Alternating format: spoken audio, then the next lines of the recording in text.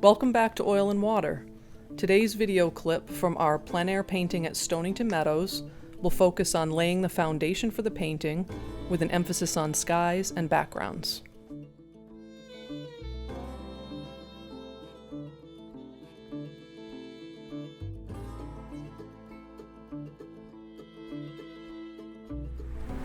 So I've exaggerated the swale in front of those trees because I like reflections like that. I think that these are not birds, by the way. They're not hokey birds. They're just marks that I made. And so I'm ready to paint, and I think that Lisa, with her drawing, taking her time, she'll have a lot better placement of her objects, and mine are still a bit scattered, but if I squint at this and back away enough, I see enough interest here to keep a viewer interested in the painting.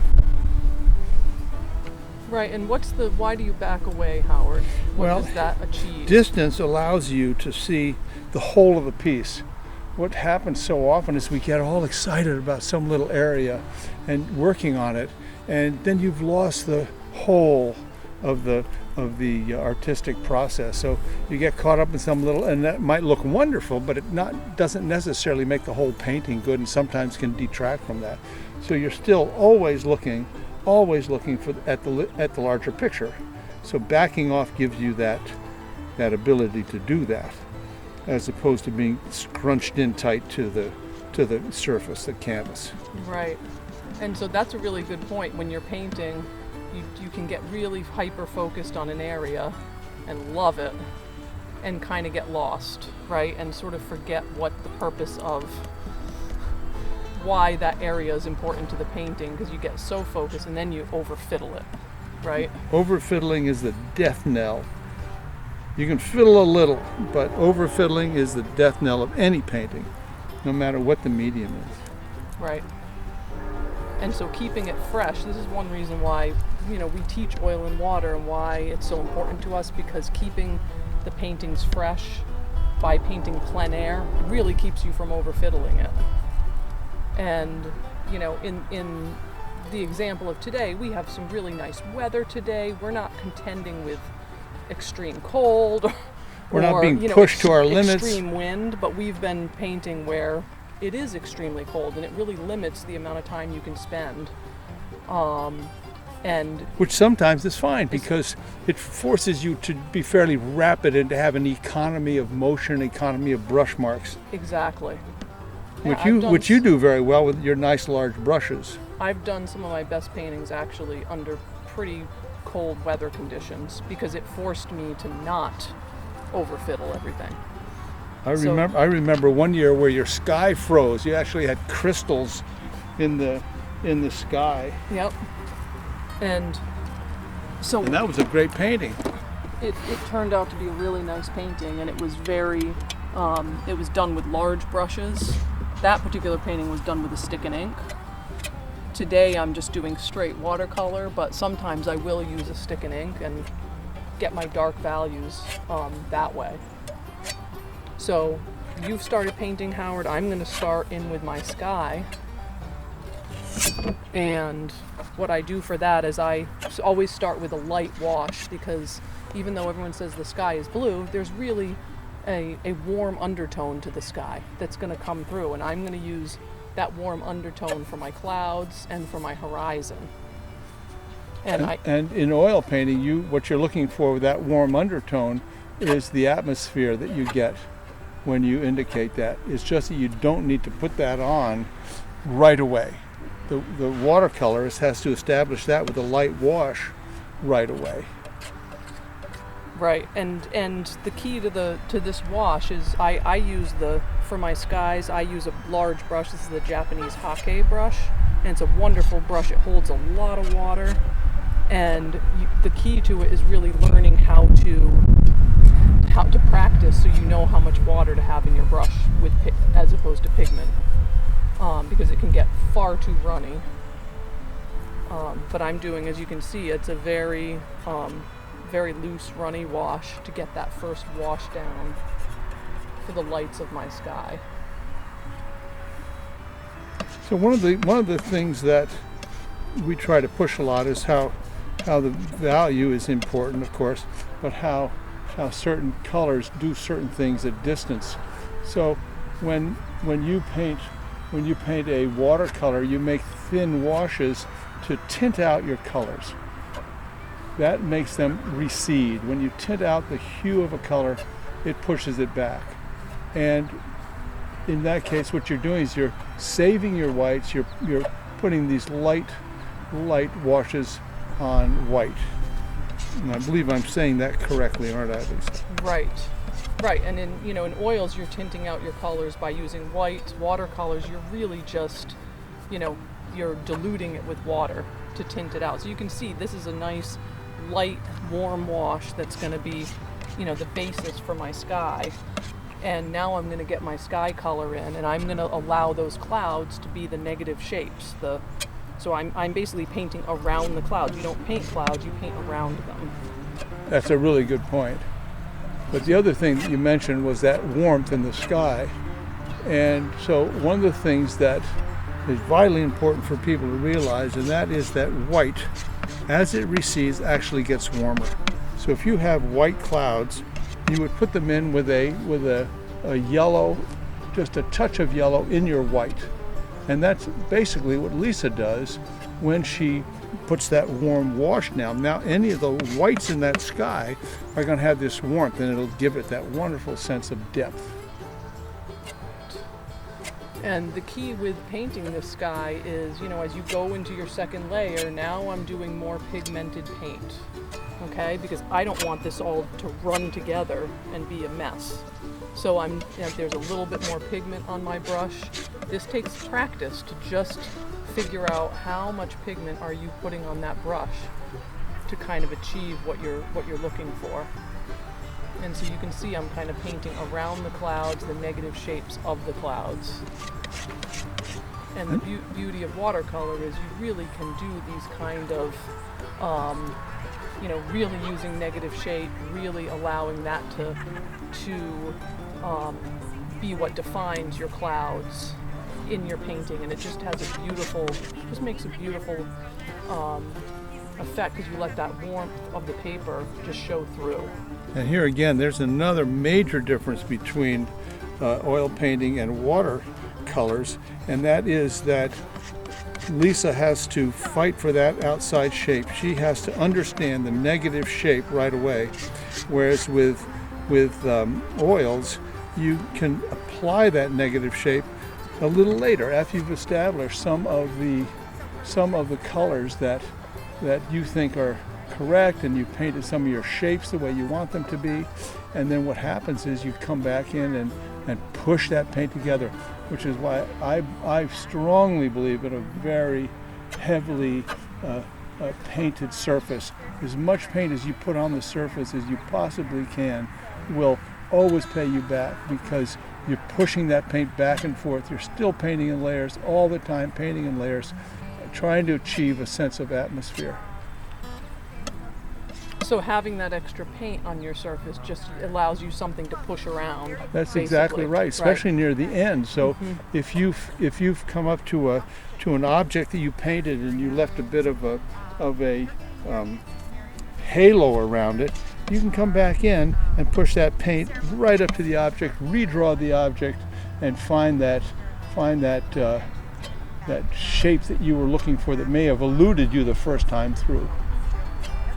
Just keep painting. Yep.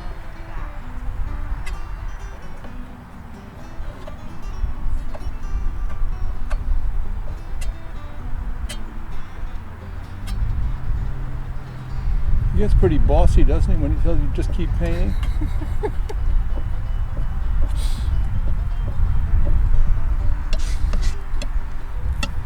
All right, yeah, they're gone. We're back? We're back. So one of the things I'm trying to do here is compress the sky. I know that the sun's moving from right to left. We're facing northwest. That sun's going to come around this way, and I know it's going to be a lighter, warmer sky over here. So I'm going to leave some of that and work some of these cools on this side of the painting.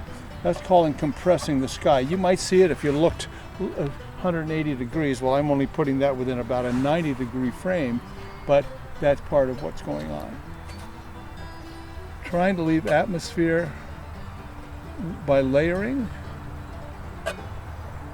And so what I've done is I've actually, there's some clouds here, but I've given my clouds here a little bit more drama and color than really is happening right now. You know, using the artistic license to be able to use that sky. So as we get ourselves towards or down from the sky, generally the watercolorist can move fairly rapidly with washes, finishing up a lot of the details near the end of the painting. And with oils, this is the chance to really just break loose. You're not worried about some of the little details and shapes that you have to deal with the way a watercolor person would have to think about them. They have to be very careful. They're fighting for the white all the time. Whereas as an oil painter, this is just the fun part. These large shapes are really the fun part that you know at some point are going to come into play as being the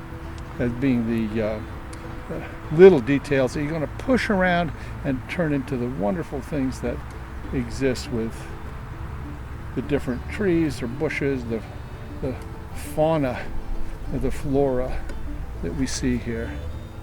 If you do a lot of fauna, like a lot of hokie birds, you'll be sorry. Right.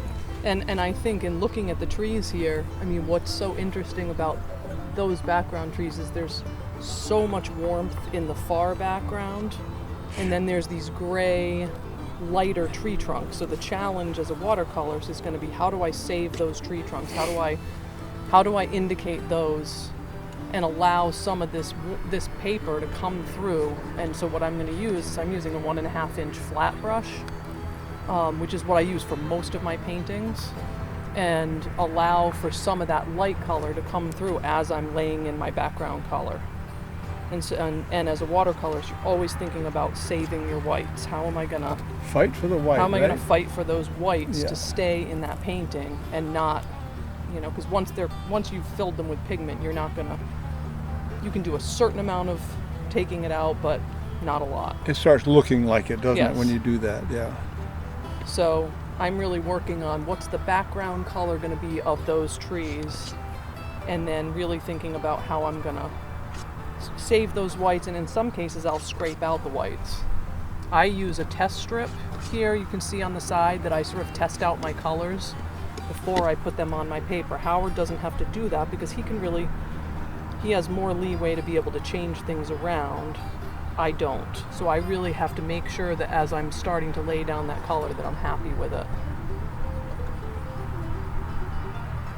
So some what I'm doing, I'm jumping around a little bit on this painting, but some of that is for the very reason of maintaining the light and darks that I established in the beginning. There was that part of it that really excited me, Lisa, when I saw that how the light was hitting against certain parts of these objects, these trees and bushes, and I want to maintain that now. So I'm going in a little bit, putting a few of the local colors in some of those places, and then I'll come in and find a lot of those larger colors. And if I squint at this now and I look up here, I can see those values are correct for the tree value here. Now it's a matter of finding the hue that I want to put there that has that value. Right, and with the fall colors, the thing that's wonderful about plein air painting in the fall is you just have so many. You know, you're really kind of working to try to find the subtlety of those colors. Right. And that's really such a great part of plein air painting in the fall, I think. The warmth of those background trees, there's purples, there's oranges, there's just so much happening. And with watercolor, you're trying to indicate it fairly rapidly. So once you get your color mixed, you're trying to get it on there and keep it as fresh as possible and not overfiddle it. So you can see I'm leaving spaces for the tree trunks here. and trying to just allow those to That's a very hard come thing to through. do. That's a very hard thing to do. and using a credit card here and there to try to just scrape out some tree trunks. And the key with that is not to overdo it. So any tool that you can, you're going to use. Yes. And just because you've scraped out some tree trunks, don't do it everywhere. The key with any good painting is you know, do whatever you're going to do judiciously, but not everywhere. You don't need Exactly. to indicate 700 tree trunks. Exactly. And there's So- another thing that that as an oil painter I learned from Lisa, and that is picking up multiple colors on her brush. Here I'm doing it on a knife where I can pick up several different colors, introducing them, and with one swipe you can indicate really an awful lot of stuff happening. You still have to have your values right. You have to have already established some of that, but you can mix up these colors, not over mixing on your palette, just putting them on the edge of the knife in a variety of colors, and just bring these in, and they make this wonderful serendipitous color mixing that the viewer will see. The viewer is going to have to do a lot of that color mixing themselves. Right, and it gets them much more involved and interested in the painting when Right. they're doing when they're doing the mixing. So you can see what I'm doing is I have a few colors on the brush, and I do a lot of testing on my palette and on my test strip to make sure that the colors are where I want them to go. Well, you don't And- have the liberty of being able to either scrape it out the way I Right. can and just lift it off, Right. and so you're really at the mercy of. Well, you do need that test strip. I guess it's pretty simple as that. Right. Exactly. And always, you know, always checking on those colors, because it is possible in watercolor to do some pulling out of color if you're not happy with it, but it really doesn't work that well. And so you really want to try to make sure that you are establishing what you want immediately with your colors, and being bold, and allow the colors to, as you can see, I'm allowing some of these to blend right on the paper, and then you get those beautiful, the watercolor effect of wet into wet, of the wet pigment running into the pigment that's already there. So you're really That's learning- that spontaneity of Right. watercolor that you really can't achieve any other way. Right, and you're really trying to just allow it to happen on the paper and not over control it.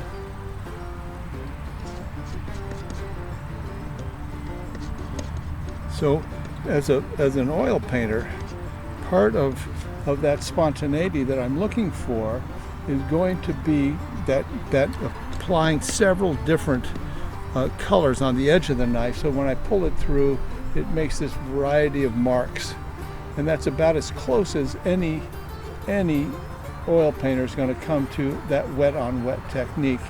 That even though this is a wet on wet technique, just by its very nature, that's what happens. But it's not that blending and bleeding that happens in such a spontaneous way with watercolors. Yeah, and I think the thing that is really critical that I'm finding right now is you have to keep looking up. Oh, look And up, you look have up. to Yeah, remind yourself to look up all the time, because you start thinking, oh, a tree looks like this. that's Right? exactly This is what a right. tree looks like, and you really have to look up and say, what's happening out here? And even if you know that a tree looks like that, and you might have it right, is that tree really the one that looks like that? Right. So if you're trying to have a certain amount of correctness in all this, you do want to look up. We have a student that has written "look up" on the top of her easel, or plein air easel, just to remind herself to look up. I guess we said that to her a lot, don't you? Oh yeah. And so you can see what I'm doing with the background trees is I've kind of done this in layers. I started with my lighter wash, and now I'm coming in with some of those leaves that you can see on the top that are very still pretty bright and prominent, and I'm coming in and laying those on top, and doing some of them while this is still wet, so that it has that nice wet into wet blending. I'm laying down a lot of lavender and purples because I'm anticipating those being, that base layer being behind in the shadows, not too dark, don't make it too dark, but in the shadows, and that'll give me that wonderful juxtaposition and vibrating colors, oranges against the purples. You can add that late in your painting, right, Lisa? You can Correct. put that nice violet on the very top if you had to. Right. But the risk is that you're going to, well, it might be too strong, or the shadow might be too strong to get into, and so that makes it a little more difficult to make some of those corrections. Right. And the risk is overworking always. Right. Right. And so when you find, that's why I'm stepping back, I'm taking a look. When you find yourself getting to that point, take a step back, see where you're at, and see what else you want to do before you launch into the next mark, right? One thing I'm always thinking about when I'm doing watercolor is, color harmony and how our colors playing against each other. So even just in this background group of trees, there's a lot of colors going on here, but I'm really trying to make my colors harmonious. And I'm also thinking about where are the greatest pops of color going to be relative to my points of interest in my painting. Right. And I think that's a very difficult thing. What Lisa's doing is she is thinking about those colors with a multiple group of colors, whereas as with me, I automatically going to get a certain harmony in color because of the limited palette. Doesn't mean that I can't make any color that I want. Believe me, I can probably replicate just about any color necessary. But what it means is that I'm going to have less problem with color harmony.